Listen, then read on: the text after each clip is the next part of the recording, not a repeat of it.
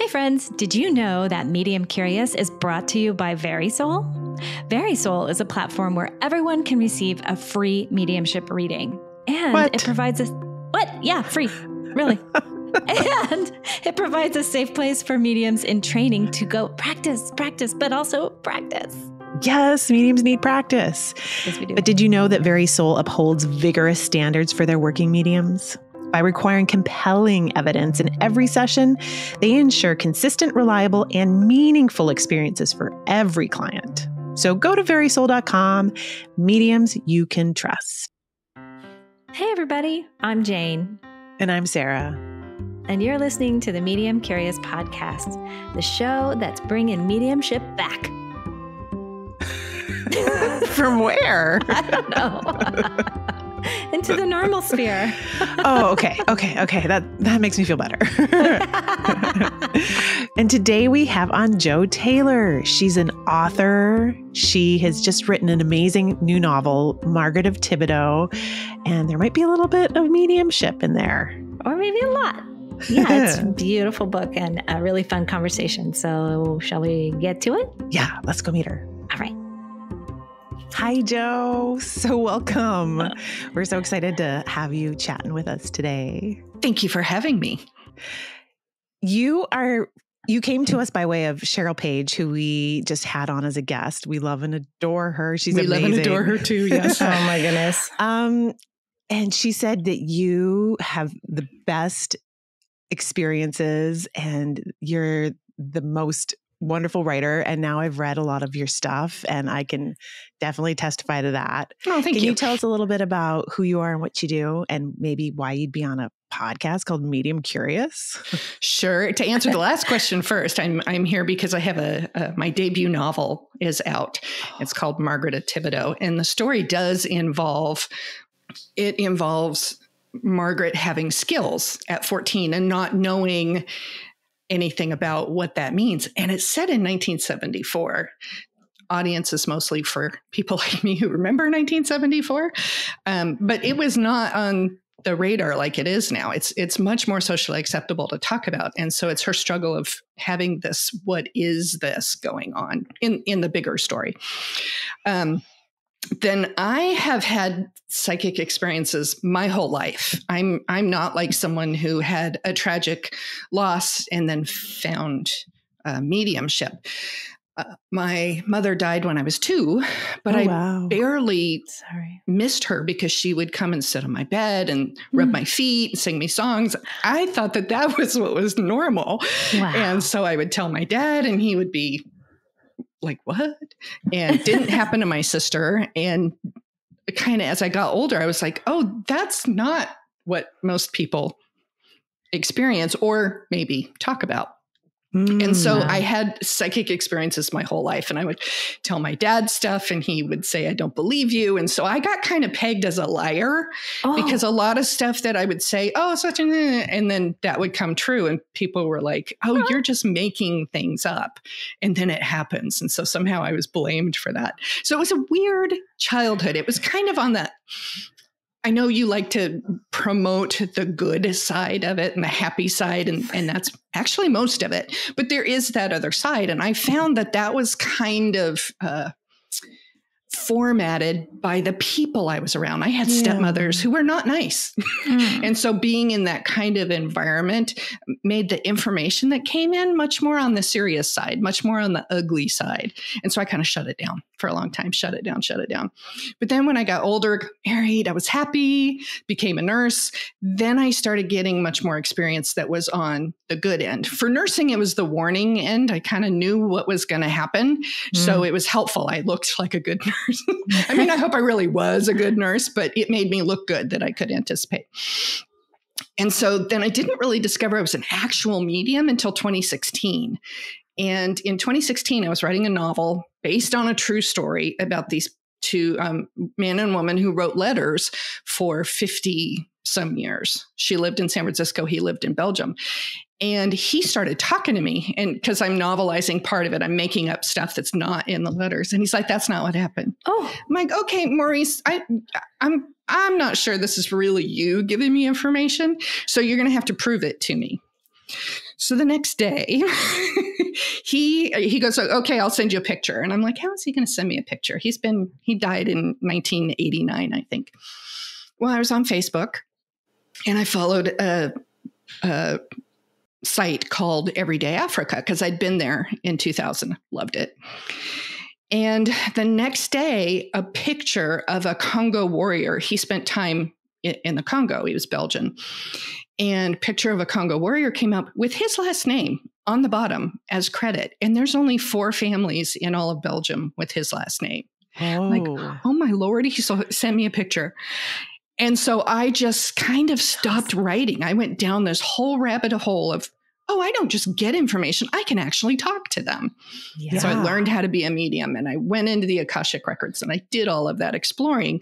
And then in the last couple of years, kind of when COVID happened, I was like, you know what? This is actually kind of easy for me. I think my job is to be a human this time, right? Because a lot of humans are trying to be more spiritual. Yeah. And I'm like, that's I'm supposed to be doing it the hard way. Being the human, not having all the, I can go and get answers anytime I want. But what's the fun in that, right? You're supposed to try to figure things out. So that's basically who I am. Wait. Oh my God, thank you. I'm going to be a human. That says a lot. I mean, it really does. I understand that I'm the spirit and I have all this access, but I'm supposed to be here in my humanity.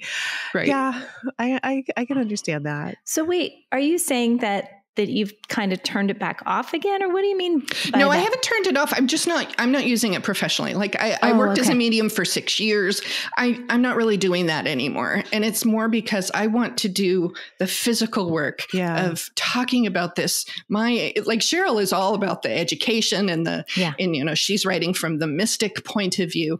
And I'm like, well, what am I best at? I'm best at writing. Well, why don't I put that idea into writing in a normal way? Because sometimes you'll get the paranormal novel and it's all about paranormal. And so there's certain people who will never read that. Well, mine's kind of like subtly in there.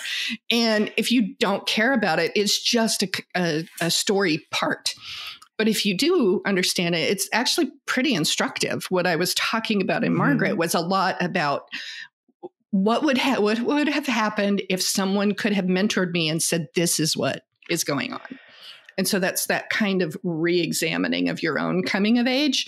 And then for her, it's just, she has this person who knows these things and can tell her. And how many of us wish to have an somebody Obi-Wan could have said, this is what that is. I love that character. Joe, I read your book. To be honest, I have bags under my eyes today because I stayed up last night to finish it because I loved it. Thank you.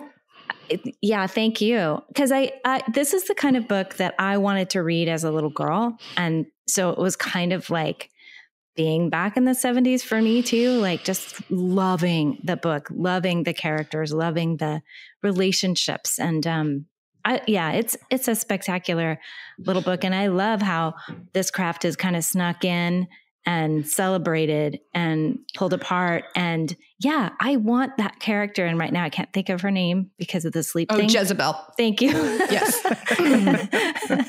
but we all want her. And I just love how she was wrought. I mean, so congrats on your book because I loved it. Thank you. She's actually based on a true entity that exists in the Akashic Records called Grandma.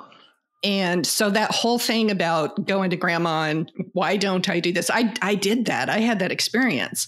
And so when you're in the Akashic Records, there's all these mentors that you can go and learn from. And that whole thing about the chick, I was like, why don't I see things? Because you don't. Okay. Yeah, but why? We're so persistent about this. And then she just kind of did that whole thing. And all of a sudden it was okay. Like I wasn't trying to see people when I did a reading. I just kind of let it go. It was like, I know things. Yeah. That's harder to prove. When you can see something and you can describe, that gives more concrete evidence. But mine tends to be very much body language. And sometimes it's not like, here's this piece. It's like, okay, let me tell you this whole thing. And then it gets put together. So it's a little bit, you have to kind of stay with it a little more. Yeah. And so I wanted that visual. I was like, that would make things so much easier. Like a snapshot, please. Exactly. And now that I kind of let it go, I've developed it. I work with a larger group, just like Sanaya, that kind of stuff. There's a lot of times you will end up having a group helping you. And I call mine Sanaya, the choir. Just so everybody knows, is a group that Suzanne Giesman is guided by. Her guides she are channels. Called Sanaya. Yes, exactly. And everybody has separate personal guides too. It's not usually just the group, but if you find you have a group, it is a real thing.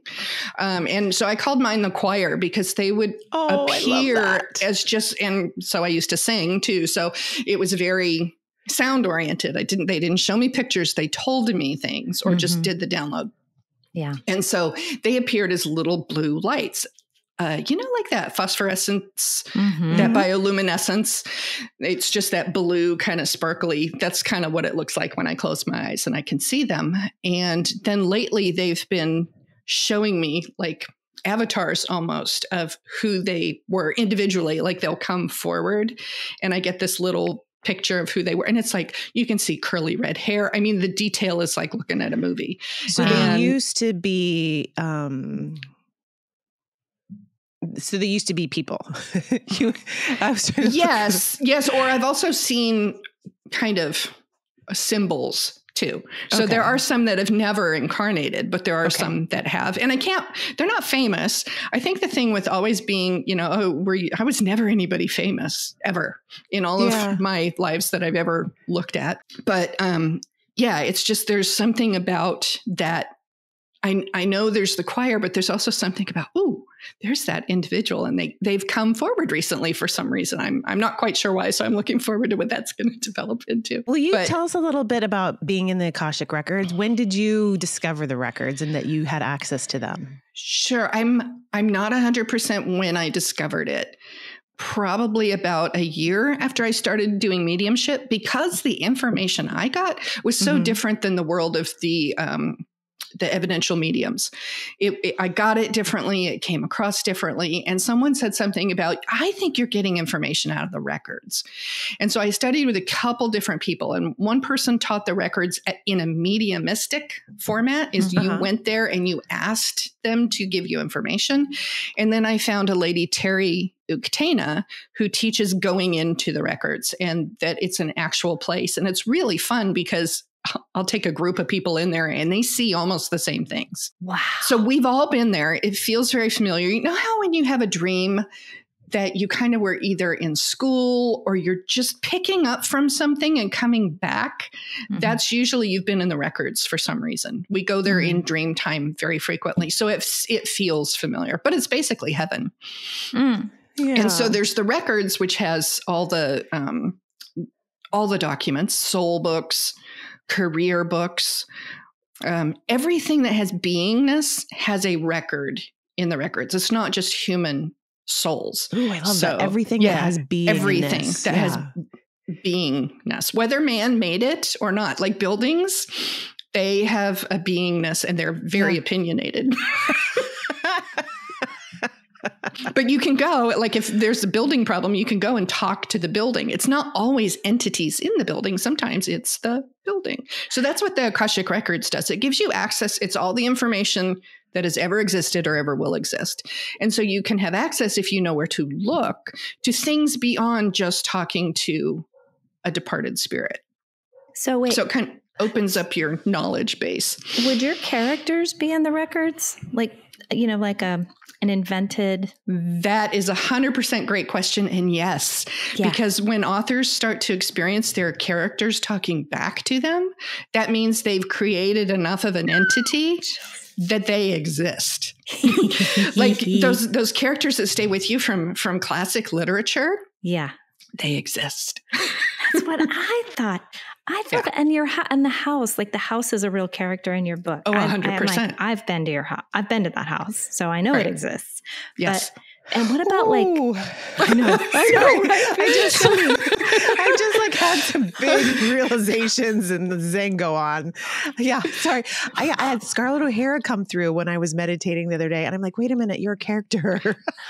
Okay, so that makes sense. They become real, and it's not. Sometimes the author can manifest that. Like my character started talking. I'm characteristically speaking very character oriented, which makes me. That's why it's more literary fiction than commercial fiction, because it's character based. But they started talking to me at a very early level, even because I started writing in 2009, didn't start doing mediumship until 2016. And so at a very early time, I had all kinds of characters talking to me, and I'm like, what, am I crazy? There was that one moment, it's like, I'll get psychic information and not think I'm crazy, but if my characters are talking to me, I'm like, is that a little bit over the edge? Who dat? Yeah. What's happening here? Exactly. Okay, cool. Because I was just wondering, when I started a company back in 2014, I got a chart for the company. Like we went and did a reading, and we picked the birthday for the company. And my business partner was so not into any of this. And his eyes were in the back of his head. He was like, what? God bless him. He came, I was like, we're doing this. And it worked out real well. But so then would a company have, okay. Businesses yes, they have beingness. Yeah. Because it's not a soul. I'm kind of on the edge of whether only humans have actual souls as we knew it, but then the intellect and the presence of animals are not actually, they're not human souls. So they're not the same. Like we should have another word, because it's not, and I don't think that we go back and forth in incarnation, but some people do. So my portion of what I see about existence is this, right? So I can't say that it's true for everybody. Like I rarely get animals except my own spirit animals in readings. And it's not that I don't like animals and I don't believe that they're not there. It's just that's not what I usually interact with. So like everybody's different. Everybody's different. Yeah. I love that. And I think it's worth saying everybody's different, because when we study this skill and we learn how to give readings, interact with energy and sense it, everybody does it differently. So I think we're so used to the education system where there's one right way of learning and doing something, but not so much in this realm.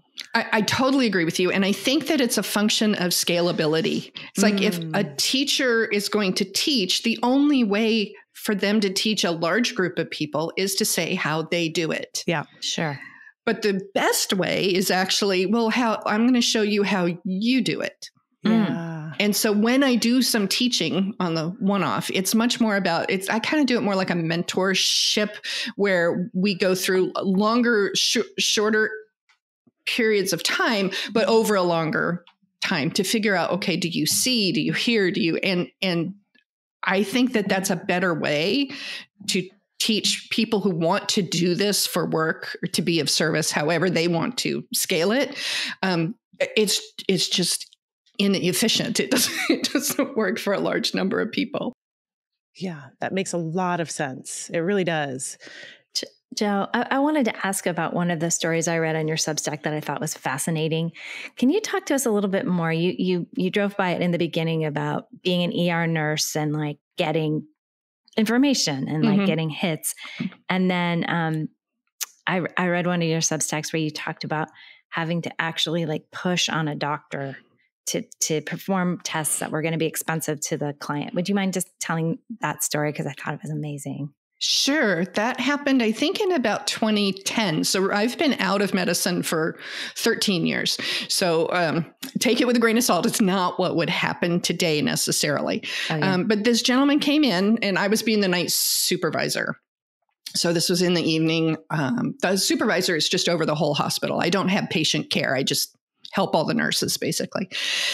And this gentleman had come in for a nosebleed. He'd fallen and broken his nose, and they had kind of worked him up and discharged him because he just broke his nose. Well, he kind of got pale and gray and ugly looking out in the waiting room, and the nurse comes in realistically and says to the doc, hey, she's not looking good. Can I put him back in the room? And I got this flash that he had what's called a sudden death arrhythmia, meaning his heart just went into an arrhythmia for whatever reason that happens. And when he fell, he actually converted himself into a normal rhythm. Because, in the movies, when somebody will do that thump on somebody's chest when they first arrest, the electromechanical transfer of energy can sometimes restart the heart. I've seen it happen. So you don't always have to shock somebody. So people can do it when they fall down and they convert themselves. Generally, that won't be the only time that ever happens. So he obviously started feeling bad, but they hooked him up in the monitor and they did a couple tests and they couldn't find anything. And I'm like, please don't let this man go home. Please do the test, do the Holter, do the whole overnight admit. It's really hard even back then to admit somebody who wasn't showing any problem. And so the docs, knowing when I said, please do something, that they should probably do it, that I had that pattern of, they knew that this wasn't the first time. And so they admit him and they do all the tests. And the next night when I come in, he's going home with his wife. I'm like, yay, I'm very happy that he's fine. They didn't find anything. But it cost him some money, and maybe the doc is kind of in the doghouse now for the admit. Later that night, about 1 o'clock in the morning, we get a CPR in progress call from one of the medics. And I didn't know where this man had lived, so I didn't know it was him coming from the medics. But he had arrested again. He was in VFib, which is when your heart just quivers, it does not pump blood. And he had arrested and they could not get him out of it for anything. And so they worked him the whole half hour in the ambulance. We worked him another hour. When he rolled in, before he rolled in, I said to the doc, I said, that's the guy from last night. And he's like, how do you know? I go, it's the guy from last night. He rolls in the door and he goes, it's the guy from last night. I go, I know. But the thing about it, and I kind of kicked myself. I'm like, I tried everything. I tried to save him. And I realized it was probably about 2 weeks. It took me to realize I wasn't supposed to save him. Yeah. I was supposed to save the wife from, oh my God, they missed something and how horrible that is. And, it's bad enough to lose someone without having all the drama of something happened that was wrong and I lost somebody. Saving the doc. I mean, that's not important to everyone, but it's really important to me. That self-recrimination or the lawsuits or the whole thing. I saved the hospital. Didn't care so much about that, but still we did what we were supposed to do. And it was a perfect example of, it was his time. That was his time. He was supposed to go. And so those things, those indications, we used to have surgeons come by the ER and say, is anything cooking? And one time I said, we're going to get a car accident in about 2 hours. Are you far away? And he goes, yeah, I'm in San Luis, which is near where I lived. And he said, okay, I'll just hang out. And about 2.5 hours later, we got a surgical need car accident. And they didn't think anything of it. After a while, they're just like, yeah, okay, it's her. So, yeah. And I could tell if it was going to be busy or when I was nursing supervisor, I would pronounce death for those people who were like on comfort measures in the hospital. And I would know who was going to go that night. And so I could kind of plan my day. Okay, it's going to be about 1 o'clock. And it was hard. You couldn't really tell people why you were doing things sometimes. Right. And I tried to make it as normal as possible. I tried not to be woo about it. Well, I mean, that's what I love about your book is that it just has it in there, it's just normalizing that this is a part of not everybody's everyday, but some people experience this every day. Right. And so it's for those, kind of one of the dedications was for all those kids out there with mad skills and their parents who are trying to understand. But it's also for the friends and how do you be supportive of somebody like that? And I think that it's much more common now because it's more acceptable for the kids to say, oh, hey, I saw this or I did this. And Jane, I was listening to one of your earlier podcasts and you were talking about being at your nephew's service and the young girl saying that she saw Jesus, and your nephew said, no, I see that all the time. I showed my husband, I go, remember I told you they're always sitting up somewhere with Jesus and they're talking. It's part of the life review. They go and they see and they talk about, oh, that person was good, or, oh, that person I had a problem with. And then Jesus talks them through, well, how do you resolve that now? And it's part of the life. And I see it all the time. And I never knew how to tell people because there's no proof of that. But it's so funny when you start talking about other people have seen that same situation. It's lovely. Very validating. It's so validating. Thank you for that. And I've never heard that. I didn't know that was them like sorting. To me, they just looked really relaxed, like they were chilling. And in that story, I had experienced him in a different state the night before. So seeing him happy, I was like, that's enough information. But you're right. Like talking to that. And she was, basically your character. She was a 14-year-old girl. And she looked at me and she said, I saw my grandma. My grandma was there. And I was like, oh, you mean your grandma on the other side? And then she said, yeah. And I saw your nephew. And I was like, thank you. Because this was the first time I'd ever seen anything.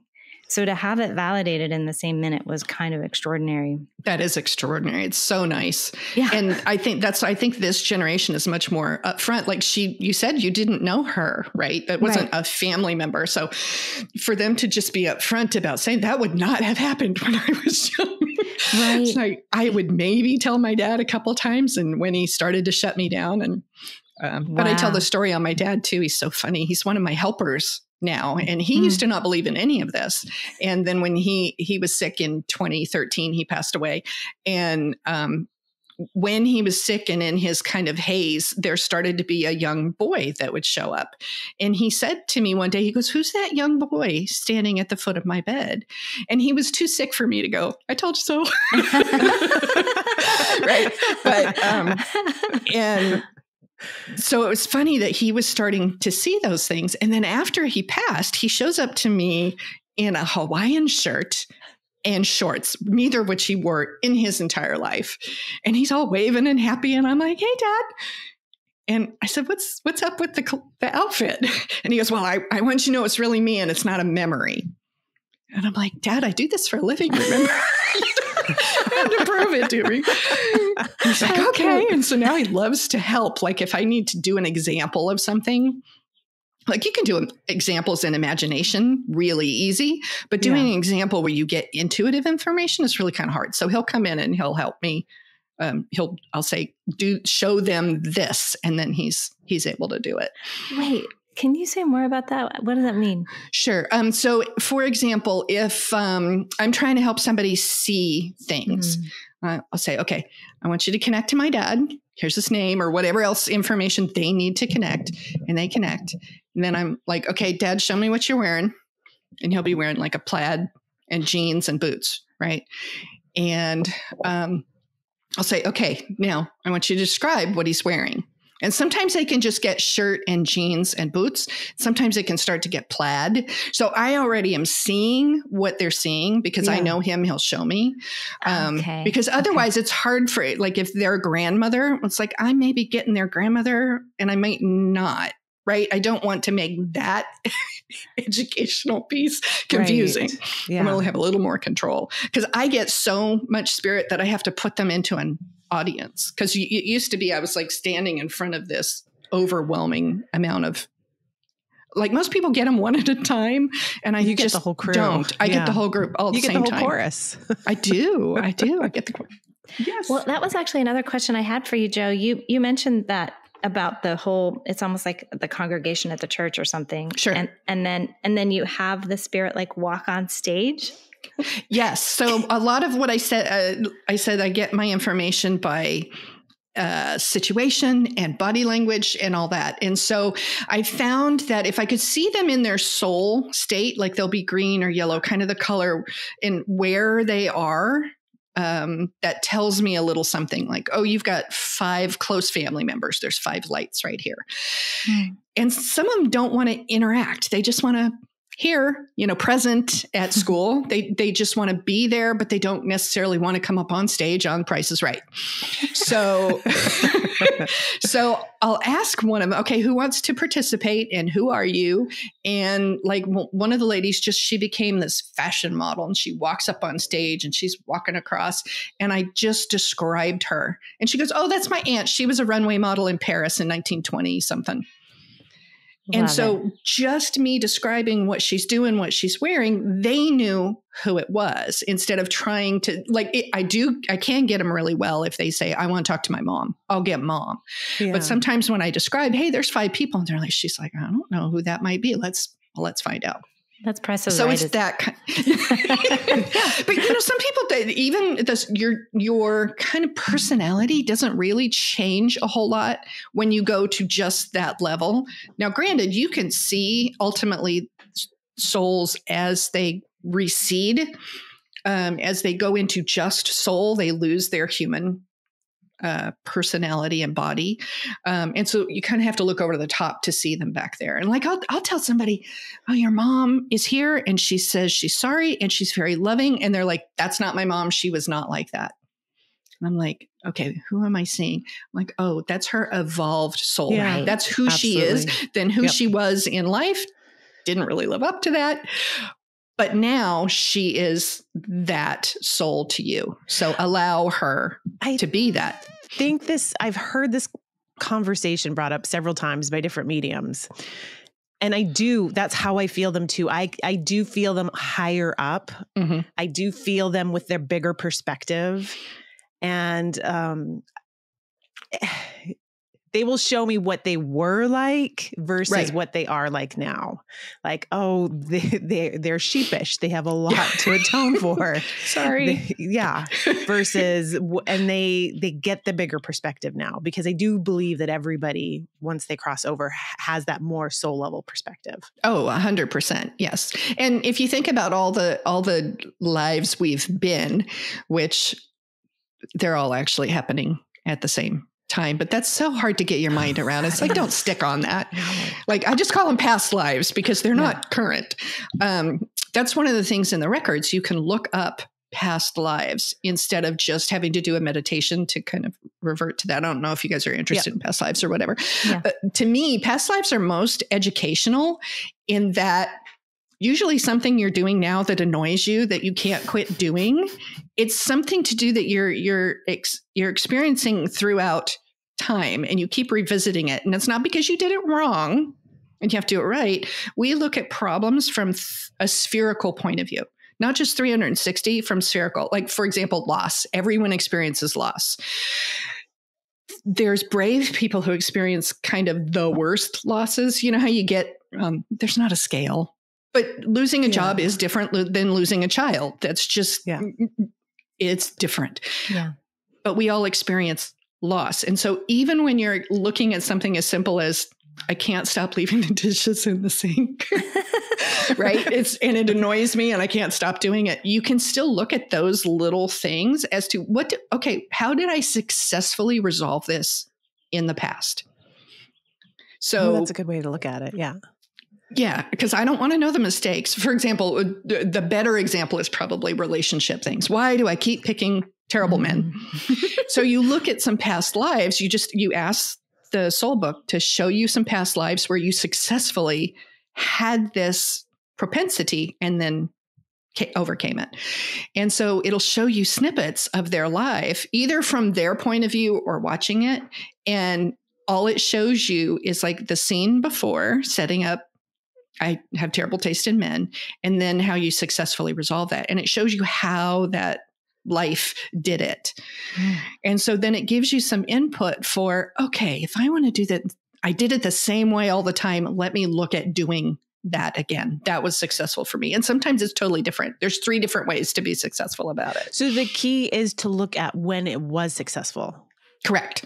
Yes. Okay, that makes sense. When you blindly go into a past life and just say, I want to see a past life, it kind of doesn't know what to show you because look at how complicated a life is. Well, what is it you want? Yeah. But if you look at it as a problem-solving tool or an investigative tool, like I did one, I wanted to see what it was like before history, right?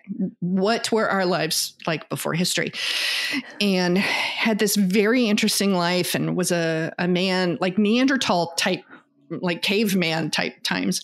And we were going to go over the hill or the mountain, not the hill, over the mountain to find more food, our food where we were.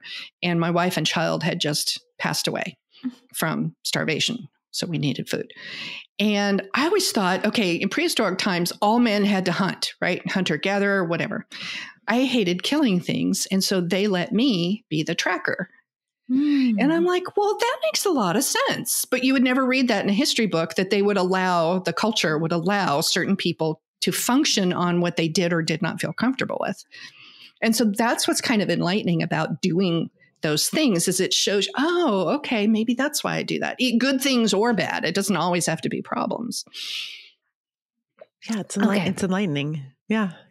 That's all so amazing. And so you're describing it almost like kind of like a movie reel. You're like, what was before? What was after? So yes. Are you seeing?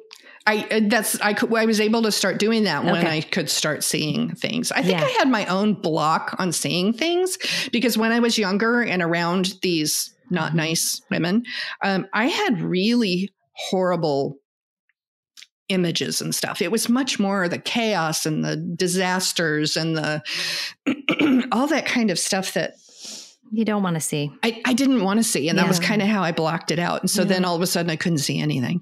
Yeah. So then when I resolved it, yes, it's much more movie-like to me when I see things now. Yeah, it was a self-protection mode for you. That's what I'm guessing. Yeah. Oh, that makes so much sense. Like that is TMI. Yeah. So was it something that you overcame consciously or did it? Yes. 100%. It took a lot of work. I actually ended up doing, because I was like, okay, I need to learn this. I think I can do this. And I would go like to a little class and I would just, I would get hives. Yeah. Sweat. And it wasn't that I was consciously afraid. It was more the nerves like, oh no, what am I opening myself up to? And so I found this thing called neuro-linguistic programming, which is you give yourself a script and you say, this will not bother me. And you usually do some kind of hand motion. Like I did a brush on my chest here to tell myself that that's not necessary. It's not helping me at all. And so you tell yourself the script, you do this thing every time that emotion comes up, because your body has cellular memory. It's not just your brain. So it was my body reacting to those old memories. And so every time that anxiety came up, I would just do that little script. I'm not afraid. This is not harming me. This is for my good. Do a little thing. And it took about 2 weeks. And then all of a sudden I could do whatever I wanted. It was wild. That's awesome. That's amazing. Yeah. What a great tool. I'm going to try that. Yeah. So if any of your listeners have some kind of block to doing something that they actually want to do, yes, you can figure it out from doing all kinds of, they do the child work and the dark work and maybe past lives. And yes, you can kind of figure out the answer, but sometimes figuring out the answer doesn't give you the solution, right? It doesn't tell you how to overcome it. You may understand the why now, but it doesn't always tell you how to fix it. So there's not to promote that one particular thing, but usually there's something out there that will make that block go away. Like a shortcut. So what was it called again? The technique? NLP, right? It's called, neuro-linguistic programming. But there's also, like for trauma stuff, there's the EMDR, which is the rapid eye movement. There's all kinds of those trauma overcomers that can help with, because we don't talk about as mediums that sometimes we get blocked on something. And sometimes we learn to work around it, but sometimes it would really help to get over that block instead of just fixing something else. You did a quick drive-by of something that has just recently come into my consciousness in a big way, which is you said, well, we're experiencing all the lives at the same time. And then you kept going. And I just want to take a hot second with that because I was reading something and it said, your higher self is probably driving many bodies, is overseeing many bodies. And it was, and then it was left at that. And I was like, mind blown emoticon. I was like, wait, hold on. Yeah. And so Is that what you mean? It's sort of like... That's part of it. Okay. That is part of it. Yes. A lot of us who are here for service, we're not really here to learn lessons. And it's not that we don't have any lessons to learn, but that's not our main thing. For example, if you go on a roller coaster, what do you learn? You don't learn anything, but you have an experience. So a lot of us who are in the position to be able to help others are in that service mode. More so that, because if you're spent your whole life learning lessons, you can't be of service to other people. Yeah. So there is a group that is in service. Doesn't mean we're better. It just means that's what we are doing. Huh. So yes, some of us have parallel lives. I think I must. I haven't really, I think that will freak me out. So I haven't really looked at that. It's like, I don't want to pay attention to another life. Oh my gosh. This one's enough. Joe, obviously you have that bigger awareness of time if you have precognition, which is what you were getting in the hospital. Yes. So that focused pinpoint time is a little bit looser for you. You see more of it all at once. Yes. So experientially, absolutely. I'm very time challenged here. What time is it? I'm so obsessed. But there's another component. And I actually heard this explanation not too long ago, but I was like, ding, ding, ding, ding, ding. That's part of it. Okay. So E equals MC squared. So energy equals mass times the speed of light squared, right? So energy, we're energy. We are in mass and time, right? So where there is no mass, there is no time. Ding, ding, and ding, I ding, was ding. that blew my mind. I was like, that actually, it's like a physics equation. You have to, in order to have, so everywhere there's energy, there's always energy. Yeah. But energy can exist by itself if there's no mass. But in order for there to be mass, there has to be time. Wow. But it's huge. So hard to get your head around that. No, and I don't really understand that by any stretch of the imagination. My body just had a big, huge energy surge when when you said that. It's like, oh, wow. Okay. But the experience of that is it's very odd. And that's one of the reasons why, okay, if I am half the time in the spirit world, because I can go out of body. I don't like to astral travel. That kind of freaks me out for some reason, because you end up on these weird dimensions. I don't have control. So I like being here. I'm one of those weird souls that really loves to incarnate. You know, you're always hearing about, I'm never coming back if we feel like we have any control. I'm like, oh no, I want to do it again. Wow. So yeah, that's respect. The time thing. That's what I want to say to you. Well, when we plan our lives, we're super brave and we're like, bring it on. Yeah. And then we get down here and we're like, okay, I didn't mean quite that bad. Exactly. Where's the escape clause on this one? Exactly. Oh, that's all. Wow. You've kind of blown my mind about 4 times in a row. I'm trying to figure out which one to follow. Yeah. Oh, yeah. You talk about that in your bio. I think that you can, astral travel? No, it's remote viewing. Oh, remote viewing. Yes. That's a whole different ballgame than mediumship. It's like, I describe it like, the little man on Google Maps where you take him and you drop him down. That's what it feels like. It feels like I've just been dropped down into the middle of somewhere. But yeah, you can look at the moon. You can look inside the pyramids. You can, all of that kind of stuff. Yeah, Jane and I took a course where our teacher would give us coordinates on a map and just say, okay, everybody report back to me. What are you getting?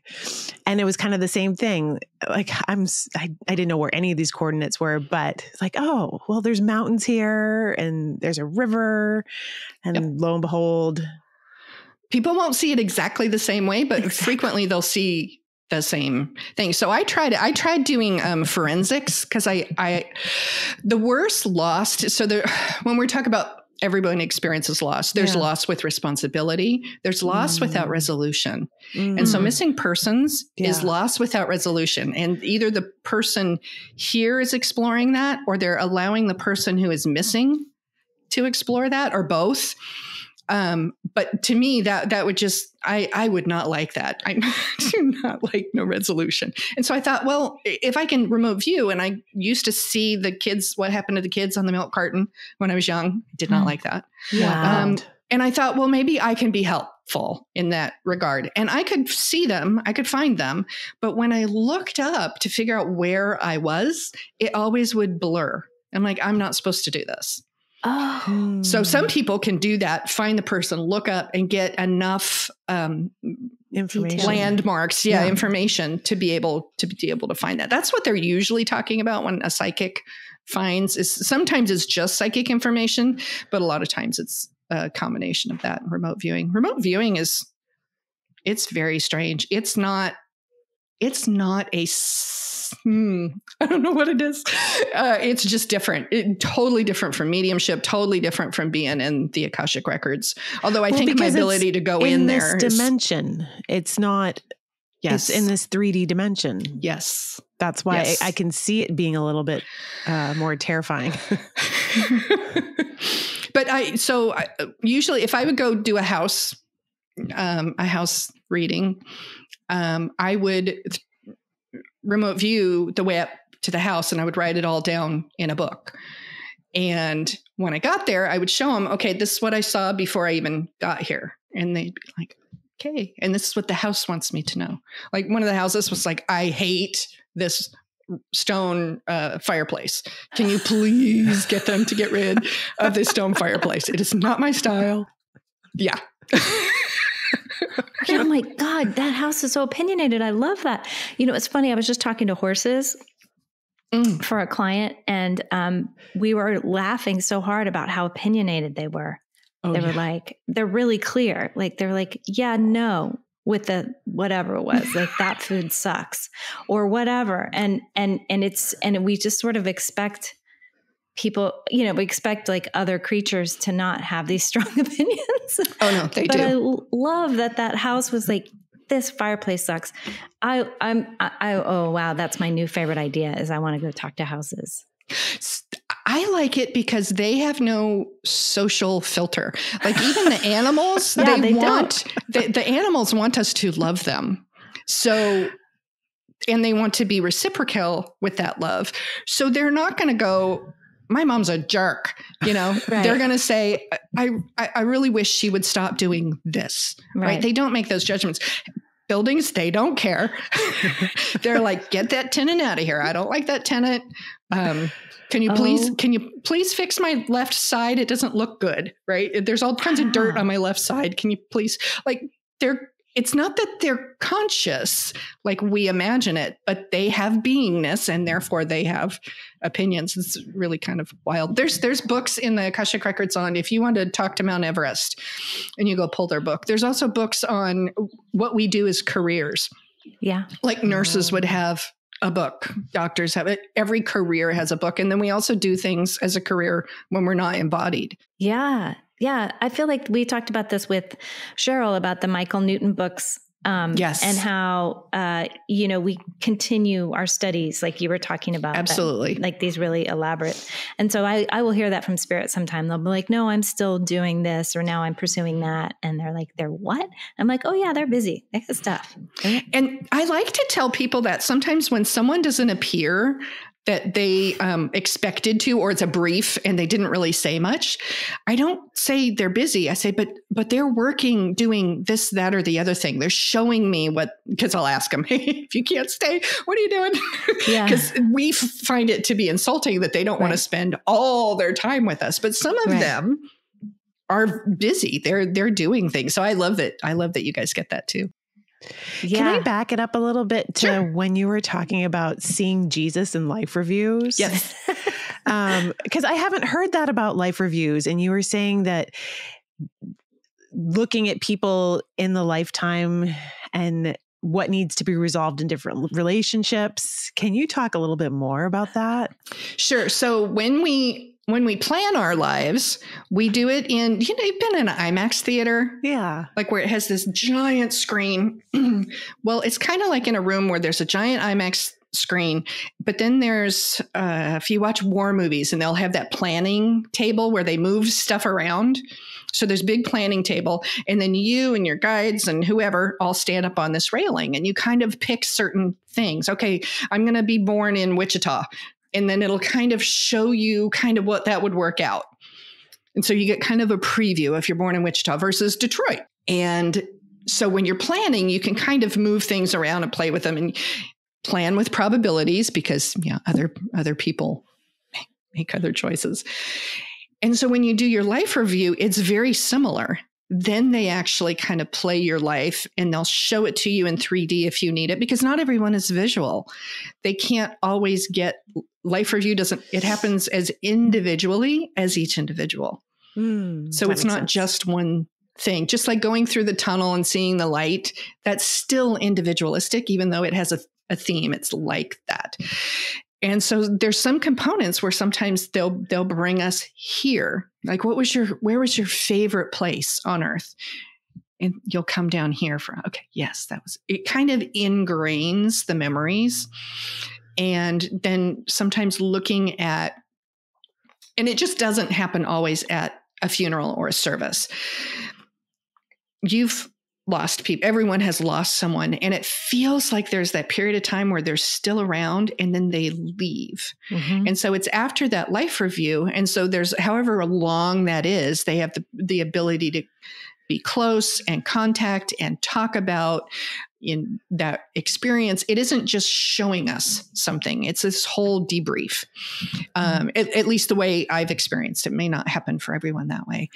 And so then if you have the inability to resolve some things, you go into what's called healing. And sometimes when we can't access someone, mm-hmm. they're in healing.